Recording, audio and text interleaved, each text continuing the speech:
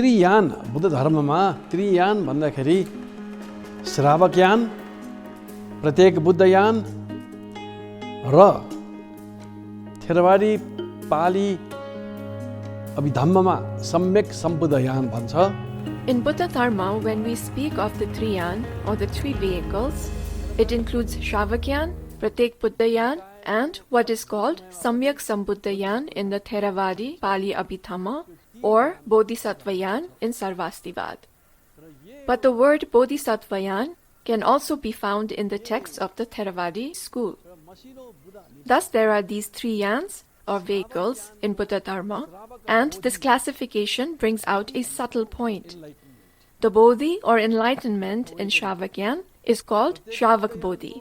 Bodhi here means enlightenment or awakening. Then the Bodhi of Pratyek Buddhayan is called Pratyek Bodhi, and the enlightenment of Bodhisattvayan is known as Samyak Sambodhi. Thus there are three types of enlightenment in Buddha Dharma. The word enlightenment or awakening has been made quite common these days. Any and all gurus are said to be enlightened, and the use of terms such as awakened, Buddha, Bodhi, the one who has attained Bodhi, Bodhisattva, and such have been made very cheap. But the Buddha's lineage has not died yet. It is still living and flourishing. And its innumerable vyakhyas, which are called hermeneutics in English, and its sutras, shastras, and tantras are still living and thriving. They exist not only in Sanskrit and Pali, but also in Chinese, in Japanese, Korean, Tibetan, and Mongolian languages as well. In the times past in South Asia, especially in the present-day India and including Nepal, the Tripitaka, which contain the words of the Buddha himself, existed in various regional languages. But it appears that the Theravadins do not realize this fact, because we find writings and assertions from Theravadins that state that the Tripitaka exists only in the Theravada and that is the only true Tripitaka. But this is not correct. In fact, the Mahasangik also had their own Tripitaka in the Prakrit language, and Mahasangik is a school that is older than Theravada. Buddha Dharma had split into two schools, the Mahasangik and the Sthavirvad, before 100 years of Bhagwan Buddha's parinirvan had passed, and we will talk about this further later. So the three types of enlightenment related to the yans are Shravak Bodhi, Pratyek Bodhi, and Samyak Sambodhi. And what are enlightened beings who have attained Shravak Bodhi called? They are called Arhats, or Arhata if they are female. What about someone who has attained Pratyek Bodhi? They are known as Pratyek Buddhas. And someone who has attained Samyak Sambodhi is known as Samyak Sambuddha or Buddha as referred to in common parlance. But the word Buddha is just a shorthand for Samyak Sambuddha. Shakyamuni is a Samyak Sambuddha. Maitreya in the future will become a Samyak Sambuddha. And Shakyamuni's predecessor, Kashyap Buddha, was a Samyak Sambuddha. Now, Buddha Dharma has had these three kinds of enlightenment from the very beginning. They are mentioned in the Theravada's Abhidhamma text, in Sarvastivada's Abhidharma, and also in Mahayana texts. This is found in all the schools. But the majority of non-Buddhists have not heard of these terms, nor do they understand their meaning. They claim to have attained Bodh or enlightenment, and to have become a Buddha, but they have no idea what that really means. Are they referring to an Arhat, or to a Pratyek Buddha, or to a Samyak Sambuddha? They have no clue. So among the three vehicles, what is Shravakyan? It is related to the attainment of Shravak Bodhi and becoming an Arhat. In the Indian subcontinent, or the present-day South Asia, which includes Nepal as well, it is believed that there used to be 18 to 22 sects of the Shravakyan. At the time of the first Sanghayan, or Buddhist council, there was only one Nikaya, or school, of Buddha Dharma. But before even 100 years had passed after Bhagwan Buddha's parinirvan, that became two Nikayas, that of the Mahasangik and the Sthavirvad. And the Theravada school of today came about through a series of evolutions of Sthavirvad. But it is not Sthavirvad itself, because the Tripitaka of Sthavirvad was written in the Paishachi language, whereas the Tripitaka of Theravada is written in the Pali language. This happened because the son of King Ashok, Arhat Mahinda, who took Buddha Dharma to Sri Lanka, went there from Ujjain, which was a part of the Avanti Mahajanpad. And the language used in Ujjain and Avanti Janpad was Sausheni. And Pali is a language that was constructed from that Sausheni language. But it is not a spoken language.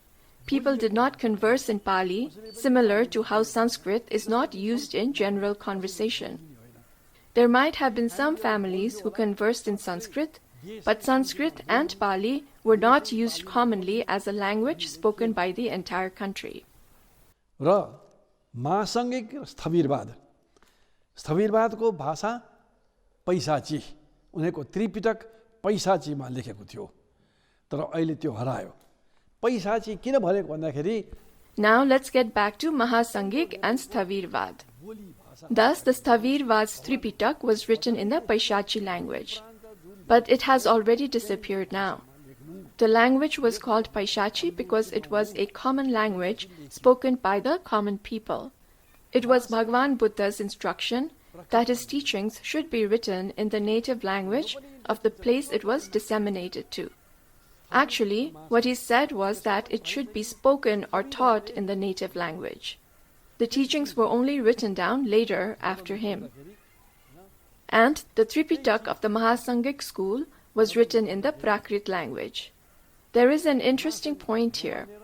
It is said that the Mahasangiks decided to separate from the Sthavirvad because they did not agree with certain changes that the Sthavirs tried to bring about. Nevertheless, Sthavirvad and Mahasangik are both unbroken lineages that came down from the Buddha. The Mahasangik also had a text called the Vidyadhara Pitak, as noted by the Japanese scholar Hajime Nakamura. And this Vidyadhara Pitak was also called the Mantra Pitak. Now, it is said that mantra is not used in Theravada practice. However, in the Anguttara Nikaya, it says, मन्तेन जप्पेन सुभाषितेन भन्ने शब्द पाइन्छ Japena mantena subhasitena, meaning that one should diligently accomplish one's aim, whether by means of recitation, by mantra, or through good sayings. This statement is found in the Anguttara Nikaya itself, but it appears that in the Theravada tradition and culture, the use of mantras has gradually disappeared. And now mantras are not used in Theravada practice, and many assume that using mantras is not really part of Buddha Dharma. If mantras are not part of Buddha Dharma, then how could there have been a mantra pitak in the Mahasangik school? And why does a Theravadi sutta belonging to the Anguttara Nikaya contain the words Japena Mantena Subhasitena? Then similarly, the Tripitak of the Sarvastivada was written in Sanskrit and used to be recited in Sanskrit. And recently, in Gandhar, the Tripitak of Gandhar's Dharmaguptic school were found inside some barrels. Gandhar is located in the northern regions of Afghanistan and Pakistan, which border Central Asia. This is the area where the Gandhari of the Mahabharata came from, and it was there where the Taliban bombed the statues of the Buddha. And these Tripitak, which were written in the Gandhari Prakrit language, were written 100 years before the Theravada's Tripitak was written. All Buddhists, including Theravadis, should know that these earlier Tripitaks also existed. And the narrow-mindedness of assuming that the Tripitak exists only in Pali and that only what has been written in Pali is the truth and the Buddha did not teach anything beyond it should be dropped. The very Sthavirvad that had the Tripitak in the Paishachi language became the Vaibhajyavad school during King Ashok's time. Vaibhajyavad and Sarvastivada were both offshoots of the Sthavirvad. And Sarvastivad's Tripitak was written in Sanskrit. Some parts of it are still found today, and many have been translated into Tibetan and Chinese. For example, the Abhidharma Kosh is a part of the Sarvastivad's Tripitak. Thus, in the Shravak tradition, the goal is to become an arhat, even if one is a householder, an upasak or upasika.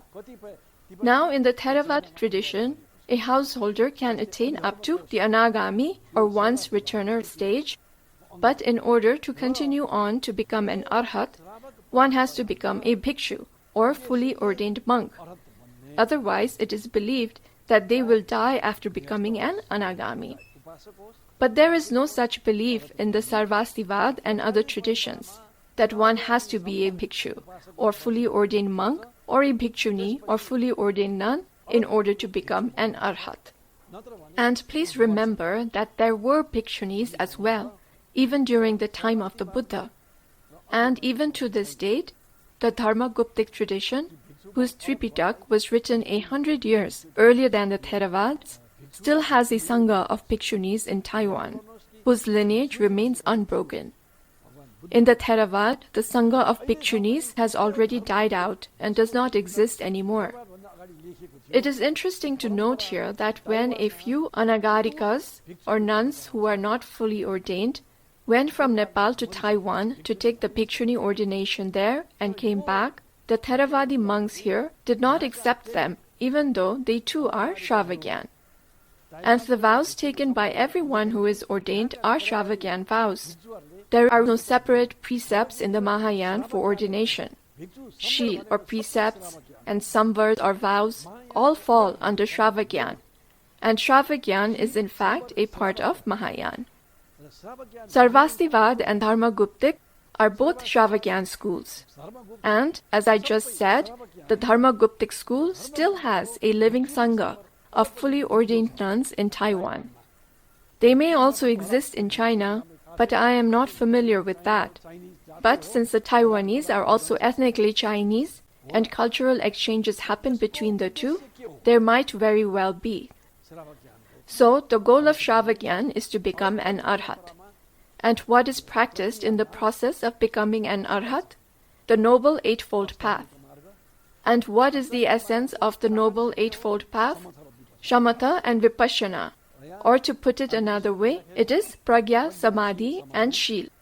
Pragya भने विपसना हो, समाधि भनेको समथ हो, शील, प्रज्ञा शील, त्रिसम्बर या त्रिशील, त्रिशिक्षा भन्छ. Pragya or wisdom means Vipassana, Samadhi or absorption meditation means Shamatha, and then we have the third, which is Shil or ethics and precepts. These are also called the three Siksha or the three trainings. These are all Shravagyan practices, and thus they are also automatically included in Mahayana. And so, from the practices of Shamatha and Vipassana, one attains the state of Shrotapanna or stream enterer. When Shrotapanna is attained, Satkaya Drishti or view of real self, Vichikitsa or doubt, and Shila Vrata Paramarsha or attachment to rites and rituals, these are cut. Shrotapanna is a state of enlightenment or awakening. Shrota means stream of enlightenment, and Apanna means to enter it. It is translated as stream enterer in English. Thus it refers to someone entering the stream. And which stream?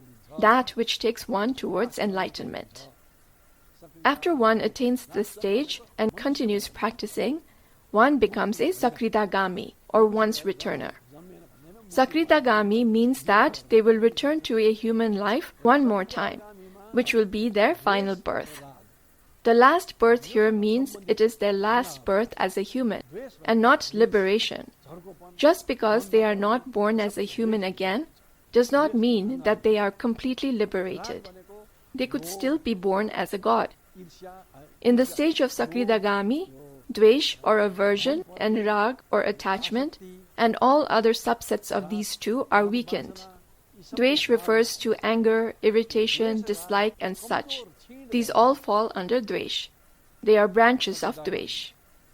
Rag refers to greed, liking, attachment, sensual desire, and the like. These all fall under Rag. So Dvesh and Rag become weakened in Sakritagami. Then, with further practice, one attains the state of Anagami, or non-returner, where Dvesh and Rag have been completely destroyed. But this is still not liberation. Although Rag and Dvesh, or the kleshas, or emotional defilements, in other words, have been completely destroyed, that is still not liberation. And why is this still not liberation?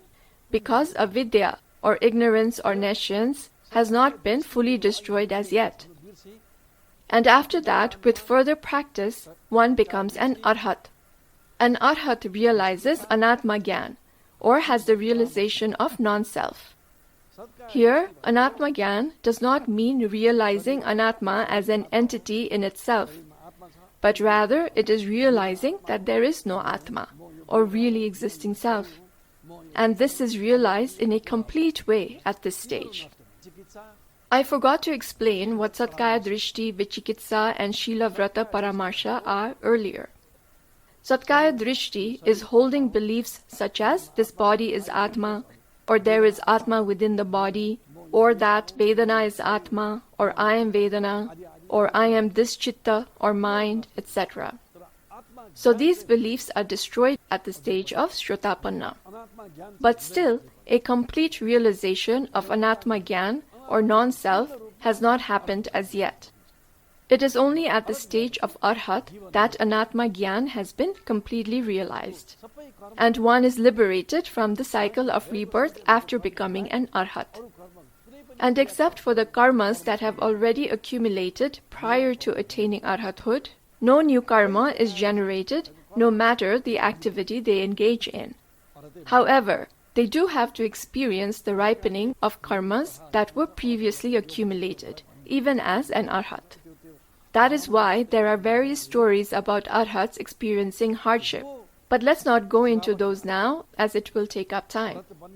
So, this is Shravakyan, the path of becoming an arhat, of attaining Shravak Bodhi. Thus, when people refer to someone as being enlightened, it is necessary to examine if this is what they are referring to or something else. If it is something different than the Buddhist system, then that is fine. If it is their own version of enlightenment, whatever they may mean by it, we Buddhists have no problem with it. But words such as awakened or enlightened originate from the word bodhi, and that is a Buddhist term. Even though the word exists in Sanskrit, it was first used with this specific connotation by Buddhists. The same goes with the word nirvan. This word did already exist in Sanskrit with the meaning of extinction. That does not, however, mean that the definition of Buddhist nirvan had already existed in Sanskrit or in the Vedas and such. It did not. That is why the verse in the Gita that says Brahma Nirvan Gacchati provides the evidence that the Gita was written much later, because there they have used the word Nirvan in relation to Brahma, that is to mean their liberation, and Nirvan was used to denote liberation only after the Buddha, not before him. Before that, the word only meant extinction. Then next, let's move on to Pratyek Buddha. Now these are all technical terms, and people do not clearly understand them, so they need explanation. The teachings of a Buddha are called Buddha Shasan. It is called Tenpa in Tibetan. Thus, while the Shasan or teachings of one Buddha still remains, another Buddha will not come. And since Buddha Shakyamuni's Shasan is still living, there is no possibility at all of there being another Buddha now. This is against the dharma niyam or law. तर बुद्धको शासन अन्त भइसकेपछि पनि आज अन्त भयो भोलि आउने होइन, धेरै पछि आउँछ, 100 वर्षपछि, 200 वर्षपछि, 1000 वर्षपछि आउँछन्. But even after the end of one Buddha's shasan, another Buddha does not appear immediately. Another Buddha comes much later, like 100 years later or 200 years later, or even 8,000 years later. And it is another separate Buddha who comes, not an incarnation of the previous Buddha, but another distinct Buddha. And during the in-between time, those who have already learned from Buddhas of the past are born, and practicing on the basis of their memory, they attain Pratyek Bodhi, and they are called Pratyek Buddhas. Now some people, having come to know of this new term, might even claim that their guru has become a Pratyek Buddha. However, Pratyek Buddhas only come during the in-between periods of Buddha sashans. And since the Shasan of Shakyamuni Buddha is still extant right now, there cannot be any Pratyek Buddhas at this time. Secondly, as soon as someone attains Pratyek Bodhi, no matter the clothes, etc. that they were wearing, they automatically transform into the form of a bhikshu or monk in a miraculous way. So that is a Pratyek Buddha. No matter what they were wearing as they sat in practice, at the moment they attain Pratyek Bodhi, they automatically take on the form of a monk with shaven head and dressed in monk's robes. So, to the various Hindu gurus, please do not start saying that your attainment is Pratyek Bodhi. That would be nonsense talk.